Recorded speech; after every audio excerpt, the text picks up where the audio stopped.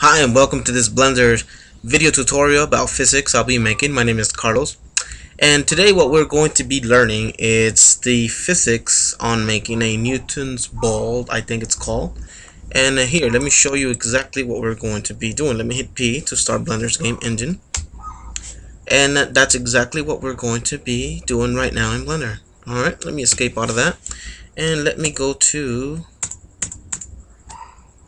I don't want to call this a new file, blend file, because I already have pre-modeled a frame where my balls, or sorry, where my spheres are going to be hanging on to. Let me go ahead and tap 1 to go into front view. Let me put my mouse cursor, or my 3D cursor, somewhere around right there. And let me go ahead and hit Shift A. I'm going to add a mesh, and I'm going to add a UV sphere. That's a little bit too small for my taste, so let me bring it up a little bit up like that. Okay, let me go right ahead and go to the left hand side over here and hit smooth. If this panel is not there, it's probably because it's tucked in, like so. The way you tuck it in and out is by hitting T on your keyboard. Okay, now what you want to do next is I'm going to press 7 on my keyboard to go to top view, because I want this sphere to be right about the middle. Okay, because it's going to be right there, right in the middle. Press 7 to go back into top view. And guys, if you hear a lot of noises on the background, I'm really sorry. I live right on the edge of where a lot of traffic is passing by, so really sorry about that. Anyway, going back to the fun part, let me grab this sphere by hitting G on my keyboard. Let me constrain on the y-axis by hitting Y, and I'm gonna move my sphere somewhere around right there, somewhere about the middle. It doesn't have to be perfect. So my sphere is right there. Now there's one problem. My sphere right now, in the 3D world, in the real world that is, it's not right. I mean, what's holding that ball right there, or that sphere? I mean, something has to be holding this sphere, because the laws of gravity will surely bring it down if nothing's holding it. So let's go ahead and model that real quick, and that's very easy. Let me hit 1 to go into front view. Let me scale in a little bit. I'm gonna put my mouse, or if you hear me call the 3D cursor the mouse cursor, I do that a lot. I'm really sorry, guys. Okay, please forgive me. I do apologize for that. Let me click over here to put my 3D cursor somewhere around there. Hit Shift A, add a mesh cylinder, and that's obviously too big, too large to be a string or a metal that will hold my sphere. So let me hit S to scale this down, way down, like that, like so. And I am going to hit G for graph, and I'll put it somewhere around there. I'm going to hit 3 to go to side view, and I'm going to grab G for graph, and hit Y to constrain on the y-axis and put it somewhere around right there. I'm going to zoom in a little bit. Pressing down Shift and pressing down the mouse scroll button down and dragging pans to view, just doing the opposite, or not the opposite, but just without pressing Shift and pressing down the mouse scroll wheel down, you move in 3D space. Okay, so just keep that in mind. Alright, let me go ahead and zoom out a little bit. Let me hit R to rotate, and right now it's rotating on the 3D cursor, because I told Blender to do that. And the way you can change that is by hitting comma on your keyboard, and now it rotates on its own pivot point, or origin point, which is that little round dot right there. Let me zoom in a little bit. Hit tab to go into edit mode. Tap A to go out of, or actually, sorry, tap A to deselect my vertices, and I'm gonna hit B for boy. Click and drag. This is border box selection. Let go, and it selects all my vertices. If it didn't select all your vertices, let me hit 3 to go back to side view. Let me hit A to deselect all my vertices. If it didn't select all of your vertices like it did, it's probably because this bad boy right here is not tick. Let me go ahead and untick it to, or actually let me go ahead and tick it to show you what it does. So I'm gonna hit B to border box select, click and drag, and it only grabs the front vertices. Okay, this, if you tap this little button right here, let me hit A to deselect everything, 3 to go into side view, B for border box select, and click and drag. Now all my vertices get selected. Now there is something that I need to do before I do anything, so let me go ahead and grab everything. I could just hit A, but you know, let me go ahead and hit R to rotate my cylinder, which it's going to become a string that hosts this sphere, and I'm going to grab it somewhere around there. That's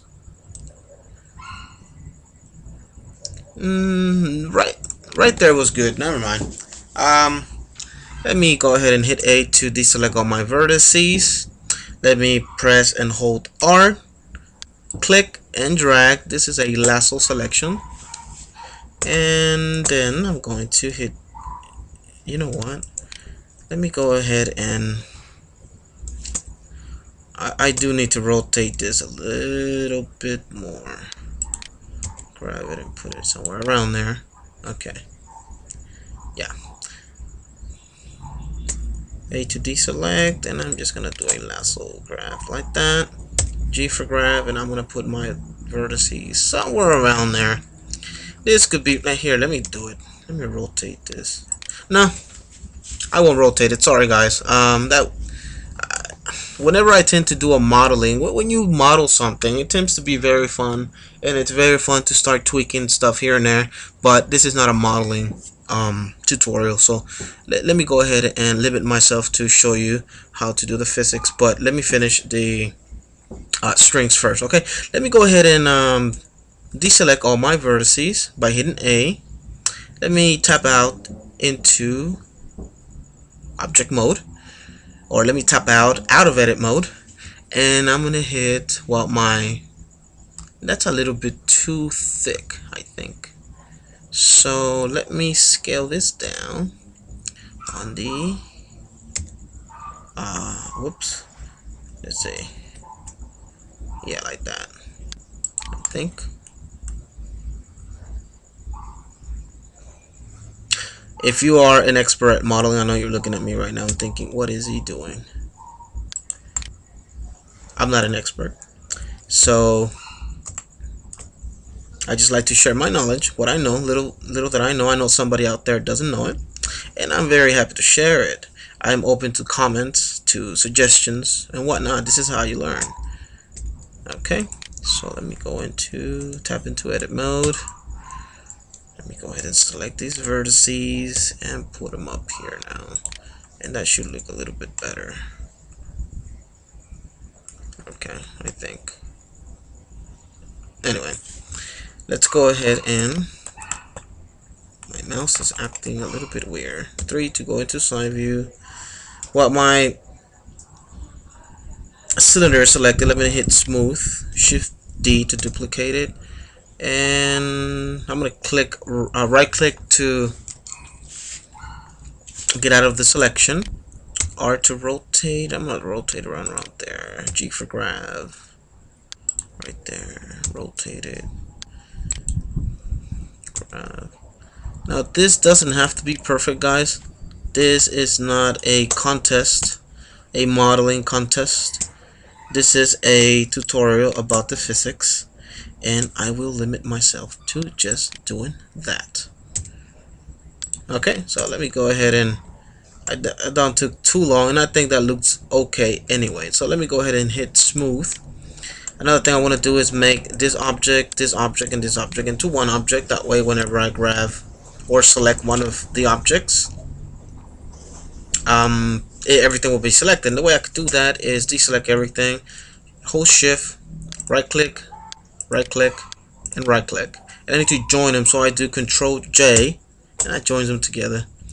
Hit A to delete, not to delete, sorry, to deselect everything. Right click to select, and notice that it's one whole object now. Okay, let me go back into hit 1 to go into front view, and let's get down to the fun part, which is physics. Okay, now what we have to do here before we tell Blender that the physics need to be from static.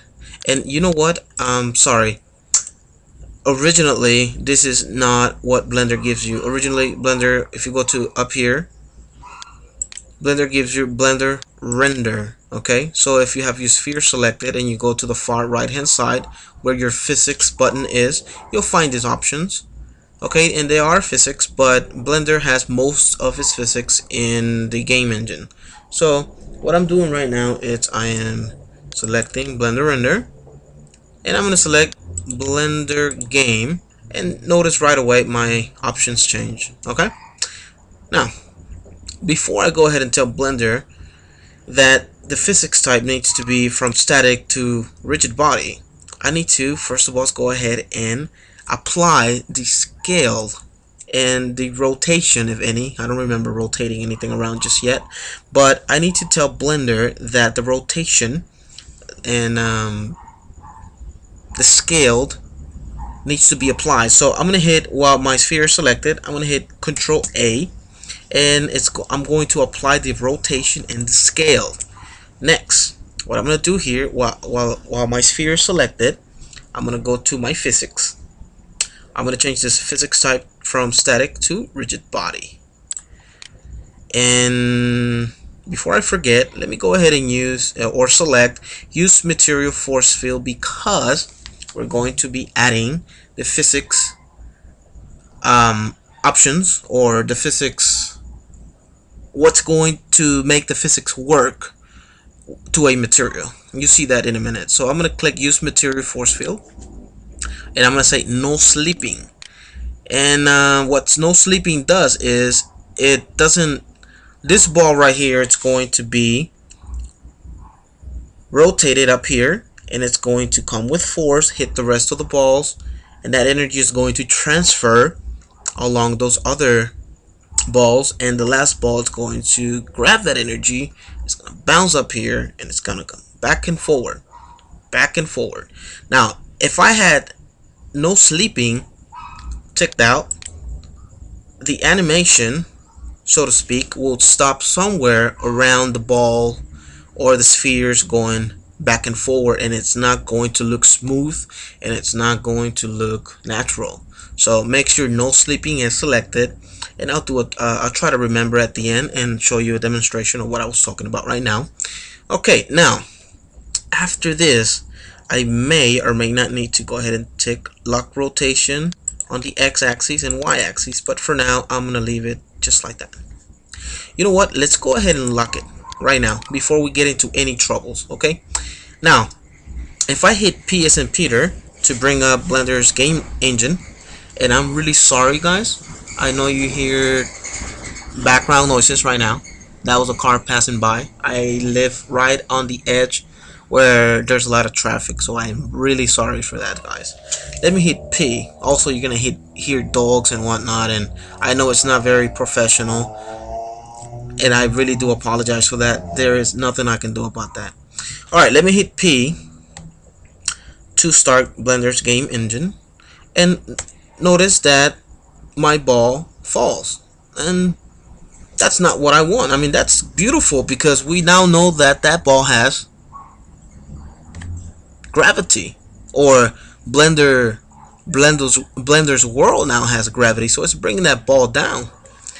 So let me go ahead and I need to go ahead and pivot, okay, because when this ball is grabbed, if you grab this ball or this sphere and you put it up here and then you let it go, notice that it actually pivots right around there. Okay, so let me go ahead and add a constraint. While my sphere is selected, I'm gonna go up here to that where that little chain icon is. I'm gonna click it, left click it, add a constraint, rigid body. On the rigid body, I'm gonna tell it to display the pivot so that I can see the pivot points, and I need to bring it up to right around there. So what I'm gonna do is slide the z-axis and bring it just right around there. Alright, now if I hit P, beautiful, it doesn't move, escape out of that. But if I rotate it, it's not rotating exactly where I wanted it to rotate. Okay, and one thing I could do to make my ball or my sphere rotate right around there, I can tell Blender to rotate my object and use my 3D cursor as a pivot point. So while my 3D cursor it's right on the spot that I want my pivot point to be, I'm gonna press period on my keyboard, R to rotate, and look at that. Isn't that beautiful? Let me go ahead and put it up there. Hit P, and you can already see what's going to start to happen. Now let me escape out of that. Control Z to undo my rotation. Now let me go ahead and add, while my sphere is selected, let me go ahead and add a material. Is that the material? Yes, material. Don't get the materials and the world confused. They look the same. If you're not sure, make sure you first, before you click it, hover your mouse over for a fraction of a second or so, and it'll tell you what it is. So this one here's the material. We're okay. Let me go ahead and hit new. And the physics is going to be applied to the material. So I'm going to go straight down to the material where it says physics. If you don't see physics right now on materials, it's because you're not in Blender Game. You're in Blender Render. Okay, so let's go back to Blender Game. And the friction has to be bump up to 10. So I'm going to type in 10. The force, which is the force in which this ball is going to hit, it's going to be all the way to 1. The elasticity, it's going to be, don't put it all the way to 1. Put it somewhere around 93, 94, give or take. This is the force. Indeed, it makes the ball hit with force, but the elasticity, it's the one that actually makes it, once it bounces from this, or the energy is transferred from the rest of the spheres to this one, it goes up and then it starts to dissipate. Okay, you'll see what I mean in just a minute. Now, is there anything else that we need to do to this right now?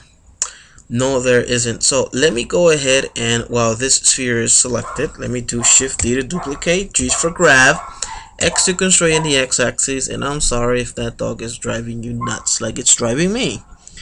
So I'm going to put it somewhere around there. Shift D to grab both of them, or select both of them. And Shift D to duplicate. Wait, I said that wrong.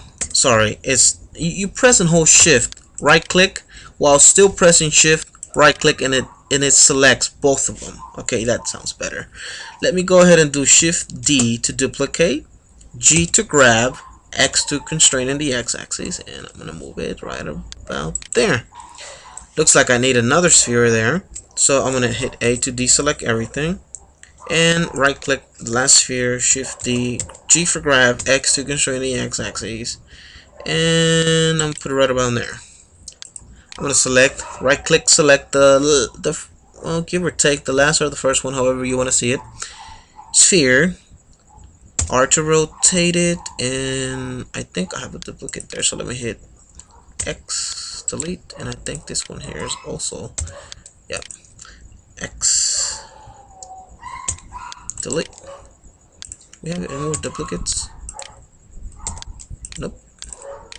Don't pay attention to where it's pivoting right now. I'm just making sure that I don't have any duplicates. Alright, let me go ahead and, while this sphere is selected, let me do R. I want to bring it right around there, hit P, see what happens. Beautiful. That looks beautiful. Now, notice how they're not actually behaving like they should be behaving. Let me escape out of that. On the very first one that I did to myself, that's because I tweaked it a lot. So if I hit P, you know, it behaves a lot better. And that's because you have to go ahead and tweak these options right here. Sorry about that. Let me go ahead and tweak these options right here. The elasticity, maybe around 94. Play around also with the distance in which you put those spheres. Don't put them too far apart. Looks to me like they're too far apart. Maybe this one. X. Yeah, X. And maybe this one. If not, then put them a little bit separate. and you just have to play around with that for a little bit, see what results you get. Let me give you a different perspective this time. Hit P, and that it's looking good now, except I know what's going on here. Let me escape out of that. Let me hit 1 to go into front view. I may need to do this to all of my spheres. Shame on me for that. I should have done this at the very beginning. So let me select my first sphere. We'll go to the physics and come to the radius. The radius is what gives my sphere mass. Actually, I said that wrong. The radius is the mass. What? Okay, the radius, it's the mass, or the how big around my mass is. Okay, right now if I do control P, notice that it hits the ball before even the ball hits the ball. If that makes any sense. Okay, so here, the radius, this is the mass. Okay, maybe I didn't explain myself right. I'm really sorry about that. This is the radius, or how big my solid object is going to hit the other, if that makes any sense. I'm really sorry, guys, but here I'll show you. I can show you better that I can explain this. You know, that would probably hopefully be a little bit obvious. So look at this radius right here, or this dotted line. That's what's solid. Okay, so if we hit P, you can right away start seeing that. Okay, so let me escape out of that. Let me go ahead, and the radius I want it because I want my sphere to be the one that's solid. I want the radius to be right about the surface of my sphere, and I can hold shift to fine-tune that. And I'm really sorry if I confused you. Hopefully by hitting P right now and showing you what I mean, you'll be able to understand. I'm really sorry, guys. Alright, so go ahead and play around with that, and let me escape out of that, and you may have to do it to Z to go into wireframe mode. And yeah, you see how the radius, it's right. I don't know if the recording will pick it up, but this is the radius. So if I hit P right now, I don't know if you notice, but my spheres seem to be like if you see the last one and the second to the last one, it seems like they're almost transparent. They're going in with each other. Okay, so that's because my radius, or the mass, or the hardness of the sphere is actually not on the surface, and I can fine-tune that by having my sphere selected, and under the physics, make sure that the attributes under radius, it's right there. Okay, that way it'll look. And I'm sorry that I'm gonna have to do this to every single one of them. If I would have done it just to the first one and then copy pasted it, I wouldn't have to go through this trouble. So it's not really too much trouble, and I am just being a little bit sloppy right here. You know, the purpose of this tutorial was to show you how to make those spheres hit and transfer its energy and come back and forward, kind of like a Newton's ball. I think it's called Newton's ball. I know it's called Newton's something. I have to Google that one up. So let me hit, and all I'm doing is I'm hitting Z to get into wireframe view, or Z again to toggle back and forward from wireframe to solid view.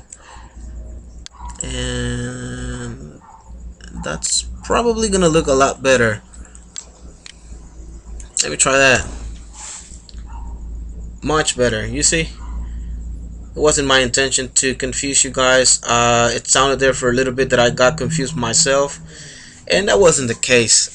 Trust me, I know exactly how that worked, how this worked, and hopefully I didn't confuse you. And by showing you rather than trying to sit there and explain, that you were able to see what I was talking about. Now, let me do something about the notes. Let me tap out of wireframe mode so that we can actually see the animation in its full glory.